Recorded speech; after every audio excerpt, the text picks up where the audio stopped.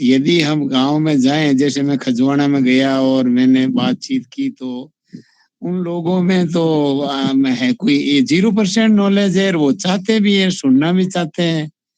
और मैं एक बार और जाऊंगा, शायद हम दोनों चलेंगे, बड़ा गांव है जाटों का, तो यूथ की मीटिंग एक दिन करवा दूंगा। वो पत्रकार मेरा बच्चा ही है, तो हम गांव में उतरेंगे, और मैं तो जहाँ हूँ, मैं मेरा प्रयास कर रहा हूँ। आप बहुत अच्छा कर रहे हैं धनमान राम जी, धन्यवाद आपका। देखो एक बताऊं, आप फूल कुमार जी को पूछो, राम प्रसाद जी, ये जैसे रात को मीटिंग ली ना इन्होंने, तो कितने शब्द बोले होंगे इन्होंने, कितना डॉक्यूमेंट बनाया होगा, और कितना उसको आपके उसके ऊपर किया होगा। ये बहुत काम, बहुत लेबोरियस वर्क है। अब लेबर करें तो वो दिन में गांव गांव जाए तो वो हमारा सारा वो मामला ही पिट जाता है। तो जो लोग इस तरीके से है, कुछ लोग इसको झोली डंडे लेके घूमने वाले हैं, ये टीमें बननी पड़ेगी। आज फूल कुमार जी फ्रांस में बैठे बैठे कितना बड़ा डॉक्यूमेंट बना के 180 पेज का आपको दे रहा, आप पढ़े नहीं पढ़े ये अपनी मर्जी है, लेकिन इस आदमी को कितनी मेहनत पड़ रही होगी, इस आदमी को कितनी फाइट भी करनी होगी, क्योंकि इसमें एक प्रतियोगिता भी है। मैं जो कई बातें कहता हूँ ना, तो मैं काफी बातें कही के क्यों विरुद्ध में कहनी पड़ती है कि जब जो आदमी कोई पार्टी के ओरिएंटेशन पे कोई फालतू बात करता है तो मुझे बड़ा दुख होता है कि यार ये क्या बात कह रहा, बिना मतलब की बात कह रहा, देश तो बदल रहा इधर, ये बात कह रहा इधर। तो या तो वो पढ़ा नहीं है भाई, आप अपने वोट के चक्कर में कोई गप ठोक के बैठ जाओगे, ये करना नहीं, ये हो जाएगा, ये रोजगार, रोजगार का क्या क्या रोजगार है, रोजगार की परिभाषा तो चाहे देख लो। तो ये सारी कुछ चीजें ऐसी है कि उसके अंदर हमें कुछ गहराइयों में जाना पड़ेगा, कोई सही कई है हनुमान तरीके से राम जाना जी। पड़ेगा। देखो के फूल कुमार जी जितनी मेहनत तो जैसे हर एक जैसे आदमी कर ही नहीं सकता है। मैं बताऊं ना, जैसे अभी अपने साथ में अभी फूल शेर सिंह जी तहसीलदार जी चले गए, ये अभिनव राजस्थान से जुड़े हुए हैं। जी। तो मेरे को क्या कि इन्होंने जो भी हुआ, तो मैं फेसबुक लाइव आ गया, भाई गुस्सा तो आता है, कोई आदमी पार्टी के धौंस पे कोई बात कह लेता तो मेरे फिर दिमाग में ये चलता है कि यार कहीं तो कहूं मैं अपनी बात को, अरे भाई ये बात ही गलत है, तुम कहाँ कहाँ ले जा रहे हो इनको, वो दिशा ही नहीं है, वहां तो दरवाजा ही बंद कर दिया, ताला ही लगा दिया वहां, आप कह रहे हो मैं ये कर दूंगा। तो मतलब इतना भोलापन जिस सोसाइटी में होगा ना, वो सोसाइटी कैसे डेवलप करेगी यार, ये बात ये है। आज एक पार्टी का बेवकूफ टाइप का आदमी भी आके आपको यदि कोई बात कहता है तो 3 बार सोचनी चाहिए ना उसको। अच्छा कुछ हैं भक्त टाइप के लोग हैं, मैं जब किसी भी पार्टी के, इसके अनुमान के जब भी मेरे पास आता है तो मैं लाइव आकर के मेरी बात कह देता हूँ कि भैया ये नहीं चलता, क्यों मुकटा पहन के बैठे हैं, बाकी बिल्कुल आंधी है भाई, क्या बात कर रहे हो। आज आप मैं कह रहा हूं ना, जैसे मुझे भी एक मेरे बाड़मेर की मीटिंग में एक आदमी ने कहा यार हनुमान जी मीटिंग ले रहे हैं चलो, अरे यार वो अपने आप को ज्ञानी बहुत समझते हैं, अब इन बातों से हमें कोई घबराना थोड़ा ही है। अब समझते हैं नहीं समझते हैं यार, मैंने मेरी मेहनत की, मैंने डायरी में नोट किया, आपको सुना दिया, अब ज्ञानी समझो नहीं समझो आपकी मर्जी है। मेरे को बारह सही है तारीख का हनुमान राम जबरदस्ती जी। कल, मैं बीच में मैं मेरे आपको को बात 13 कहना का, चाहता हूँ, एक सुनो, एक मिनट। मैं जो खजवाना गया ना, वहाँ एक पद्मश्री मिले हुए हिमताराम जी भी थे, एक मूंडवा प्रधान भी थे। और जब मैं थोड़ी सी बात करने लगा ना, तो वो पहले तो उन्होंने इग्नोर किया, भाई बाबा है खतवाड़ा क्या जानता होगा। फिर बाद में जब मैंने उनको बातें बताई ना, तो वो सारे नजदीक आ गए। फिर हमारी 1 घंटे और चर्चा भी चली। उनको कुछ पता नहीं है, चाहे पद्मश्री हो, चाहे वो प्रधान हो, चाहे एमएलए हो। आपके पास जो नॉलेज है ना, वो तो मैं हिंदुस्तान के यही यही इन्हीं कह गिने रहा लोगों हूँ में कि हो सकता है, और इसके हम लिए आप मेहनत कर रहे हो ना। भाई मैं यही तो कह रहा हूँ कि ये फ्रांस में बैठे बैठे आपको कोई चीज दे रहे हैं, आप उसको फैला ही नहीं रहे हो। मैं मान लो कोई कर रहा हूँ तो मैं गांव गांव कहाँ जाऊँ, अब वो कल वो 12 तारीख को अभी पुष्कर भी था, आप लोगों का भी उधर भी था, तो उन्होंने जबरदस्ती कहा नहीं आपको आना ही पड़ेगा, हम इनको बुलाए, मैं कहा चलो ठीक है भाई आ रहा हूँ तेरा। अब मान लो एक आदमी को जाने के लिए कितनी बड़ी माथापौड़ी होती है। ये वीरेश जी एक बार नाराज हो गए, अरे यार मैं कहा यार मेरे 4 दिन खराब होते हैं, मेरा स्टडी सीक्वेंस टूटता है, मेरे जो मैं लॉजिक बनाता हूँ वो टूटता है। आप यहाँ आ जाओ ना, संडे को सारे आ सकते हैं, इसमें तो 1000 आदमी खड़े हो सकते हैं, लेकिन नहीं है, लोगों को पता नहीं कौन सा शौक है कौन सा क्या है। जो ये बात हम दूरी पे लाते हैं, जो बात को कोई ऐसे लाइन पे लाते हैं, तो वो उसको अलग तरीके से लेते हैं। बाकी ये मैं बात ये यूथ वाली जो बात कह रहा हूँ, सोलाल जी आप लेट जुड़े हैं, हमने बीच में एक बात की, इस बात के लिए हम आपसे काफी अपेक्षा रखेंगे, आप पीएचडी स्टूडेंट के साथ भी रहते हैं। गांव गरीब किसान का यूथ आज की तारीख में फीस दे करके 5-5 लाख रुपए कॉलेजों की फीस मोदी जी ने बढ़ा दी, कोई भी कोर्स है, देने के बाद में स्किल, री स्किल और अप स्किल की एक दुकान खोल के इन यूथ को इंडस्ट्री को सौंपने का एक कवायद है। ठीक है, अब उस कवायद के अंदर वो एग्रीकल्चर सेक्टर के जितने भी हैं वो फीस भर के और उधर की तरफ डाइवर्ट करने का इन्होंने मॉडल बना दिया। और कौशल चौथा चरण के नाम से पिछले बजट में इन्होंने स्किल 4.0 के नाम से घोषित कर दिया था। जो इंडस्ट्री 4.0 थी, इंडस्ट्री का चौथा चरण था, क्योंकि ये जो यूथ है ये ब्लू कलर कॉलर और व्हाइट कॉलर के दो यूथ माने इन्होंने। व्हाइट कॉलर आईएएस वगैरह इनको माना है और ब्लू कॉलर में ये माने इंजीनियर डॉक्टर ये जो भी आएंगे करेंगे, इनको आईआईटीज हैं, दूसरे हैं, सब भी हैं इनको। तो इन्होंने कहा कि भाई ये लोग जो है अप स्किल नहीं है, स्किल, री स्किल और अप स्किल, हमें अप स्किल यूथ चाहिए। अब अप स्किल करने के अंदर उनको फोगट में काम करो, उनको कोई तनख्वाह का सेटअप नहीं, बिल ऐसे बढ़ा दिए कि आप करते रहो काटते रहो। अब ये न तो बच्चों ने कोई मांग, बच्चों को तो गर्ज वही कि मेरे सर्टिफिकेट मिल जाए, और हम लोग जो थे वो कोई फीस भरने के अंदर राजी हो गए, पता नहीं 5 लाख रुपए। आप फीस को देखो, ढांचा कितना फीस का। आप जिस यूनिवर्सिटियों से जुड़े हुए हैं, इन लोगों से भी जुड़ के जो फीसें बढ़ी है, 10-10 गुना फीस बढ़ी है। जो आईआईटी बिल्कुल यो नॉमिनल पैसे में हो रही थी, सिर्फ रोटी चाय पानी के पैसे लगते थे, वो आईआईटी लाखों में पहुंच गई, वो आईआईएम लाखों में करोड़ों में पहुंच गई। 40 लाख से पहले 50 लाख से नीचे की डिग्री नहीं आ रही है। एक किसान का बच्चा कैसे डिग्री ले लेगा? और उनको कानून में ऐसे, हमारी ये एजुकेशन पॉलिसी, उस एजुकेशन पॉलिसी में हमारा स्किल, री स्किल, अप स्किल के अंदर आप करोगे तो हम आपको व्हाइट कॉलर जॉब दे देंगे, वो भी सोशल सिक्योरिटी में नहीं, प्राइवेट के हाथ में ढांचा दे दिया, इसलिए उसने शर्त डाल दी कि मुझे ये फपून नहीं चाहिए भैया। अच्छा, हमारे लड़के क्या है कि वर्कर तो हैं लेकिन थोड़े हैपजार्ड वे में बात करते हैं, मतलब बात करने का जो लॉजिक है ना उसमें, अरे साहब ये ऐसे तो यो करके उसको वो अलंकारों से नहीं करते, मेहनत करते हैं। तो इन सारी बातों के ऊपर हम कहाँ यूथ को डायरेक्शन दे पाते हैं? इस पे अपनी टिप्पणी रखो, फिर अपने 8 मिनट हैं, कल क्लोज करते हैं अपनी मीटिंग को।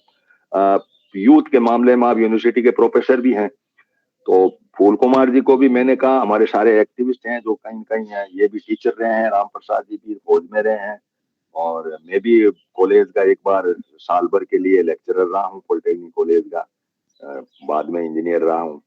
तो मतलब मुझे यूथ के ऊपर बहुत कुछ मुझे लगता है कि बहुत खतरा है, बहुत भारी खतरा है।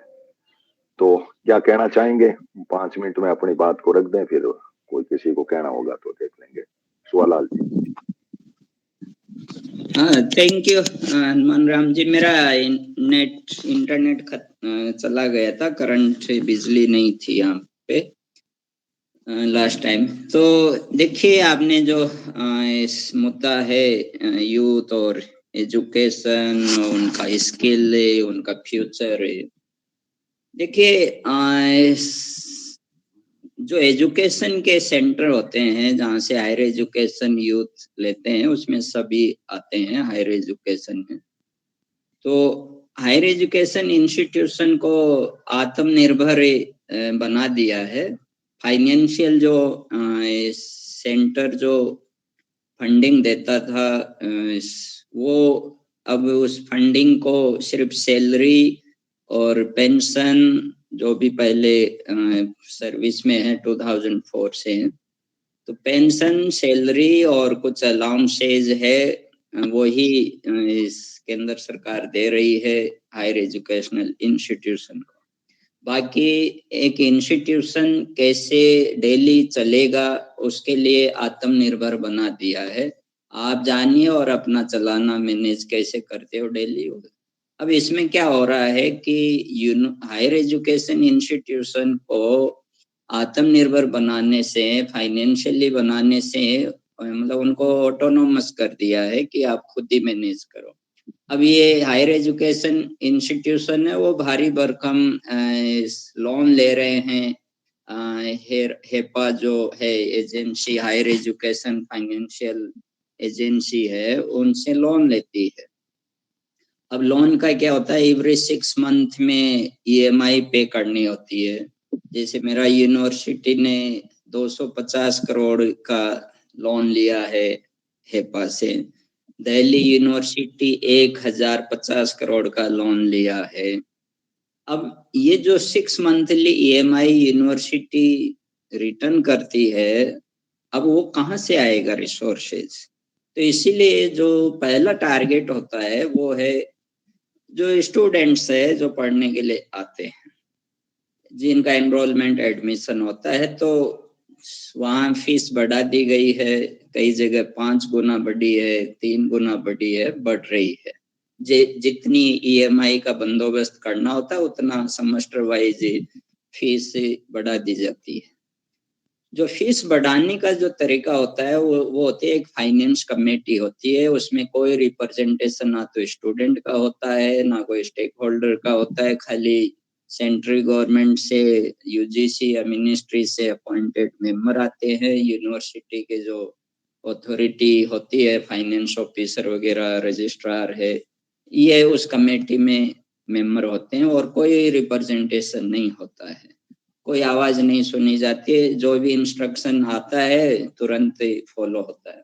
तो एक तो ऐसे फीस बढ़ गई है तो मुश्किल है। अब रही एजुकेशन के बाद, डिग्री लेने के बाद में क्या कर दिया है कि स्किल और रीस्किल और अप स्किल जो भी आपने बताया है।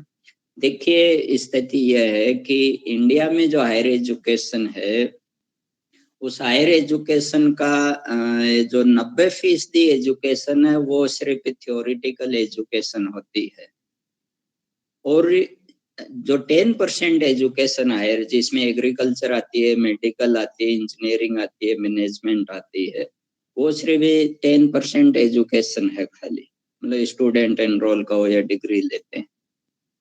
उनमें जो ये स्किल, रीस्किल और अप स्किल जो डाला है, वो सिर्फ उनको एक तरीके से कॉन्ट्रेक्चुअल जो जॉब होता है, एक एग्रीमेंट वाला जो जॉब होता है, वो उसके लिए फिट करना है उनको। और यही होता है। उसकी भी क्या है कि जहाँ से डिग्री लेते हैं इंस्टीट्यूट स्टूडेंट, वहाँ डिग्री दी जाती है, बाकी कोई गारंटी नहीं दी जाती है कि हम आपको स्किल देंगे। कोई भी इंस्टीट्यूशन है प्रोफेशनल जो डिग्री देता है 10% प्रोफेशनल डिग्री में, कोई भी इंस्टीट्यूशन स्किल और अप स्किल और रीस्किल का कोई बंदोबस्त नहीं है। सिर्फ दूसरे ही जो इंडस्ट्रियल कहते हैं या प्रोफेशनल जो ट्रेनिंग का हो, स्किल का हो, जो भी उद्यमी बोलते हैं बॉडी, वहां जाके स्टूडेंट से स्किल और रीस्किल और अप स्किल की ट्रेनिंग का हो या वो लेते हैं और वो एक सर्टिफिकेट देते हैं। तो ये एक तरीके से अग्निवीर की तरह ही है। तो इसमें ऐसा कुछ भी सोशल सिक्योरिटी नहीं है, सेल्फ फाइनेंस्ड है, और इसमें कोई गारंटी भी नहीं होता है कि भाई, देखिए एजुकेशन डिग्री दूसरी इंस्टीट्यूशन देती है, स्किल रीस्किल अप स्किल दूसरा इंस्टीट्यूशन देता है, और जॉब कहाँ मिलेगा वो तीसरा इंस्टीट्यूशन होता है।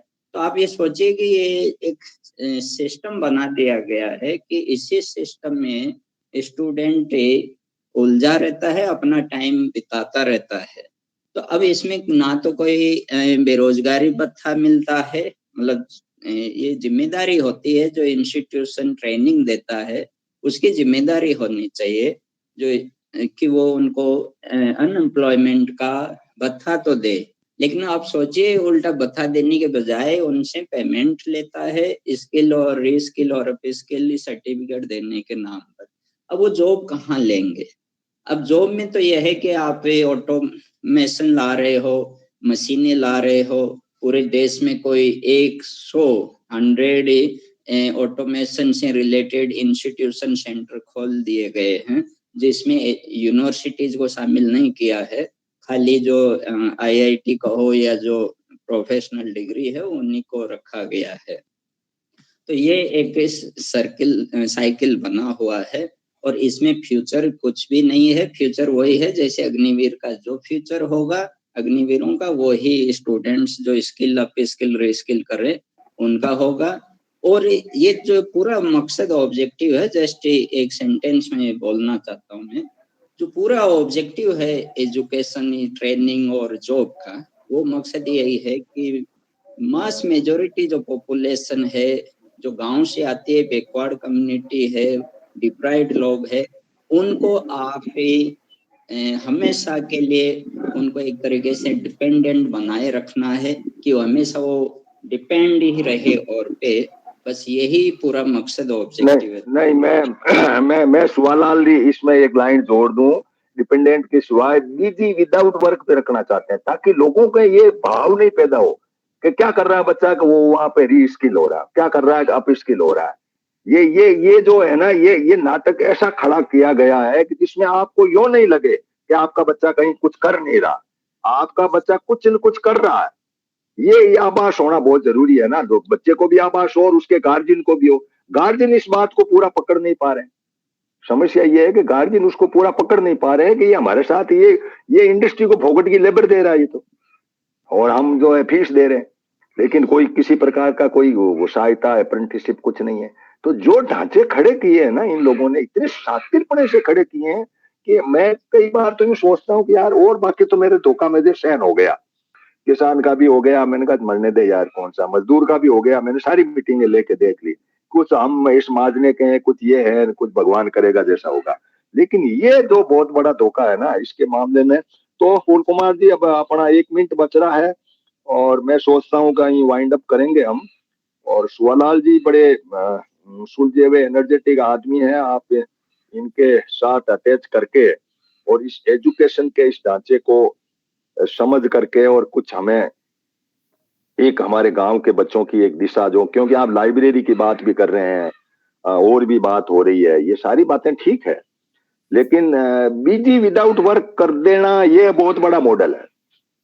किसी आदमी को एक बात कह के मैं करूंगा कि एक आदमी बहुत सिंसियर था नौकर, तो सेठ आया तो सेठ ने उसने काम किए 5 के पर ये 5 कर दे, वो बहुत सिंसियरिटी में उसने 1 बजे तक काम पूरे कर दिए।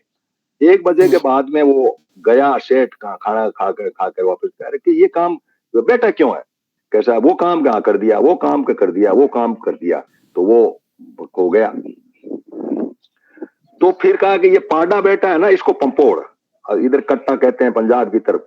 अब पाडा पंपोड़ने का काम एक ऐसा काम है कि जिसका दी एंड नहीं है, आप उसको करते रहो, वो यूं पूंछ हिलाता रहता है, करते रहो आप।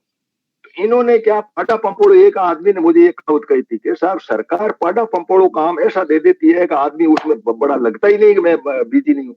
अब पाडा पंपोड़ने के कोई काम है क्या भाई, किसी का अपडेटिंग हो, री स्किल अप स्किल के मतलब उसके अंदर खुद में कोई दुकान खोलने की कोई कैपेसिटी बनती हो तो करा, तू इसकी दुकान में क्यों भेज रहा भाई।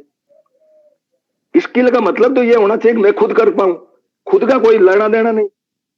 री स्किल के अंदर उसके घर पे भेज देना, ये क्या दुकान हुई मतलब ये, तो ये बड़े धोखे हैं हमारे साथ में।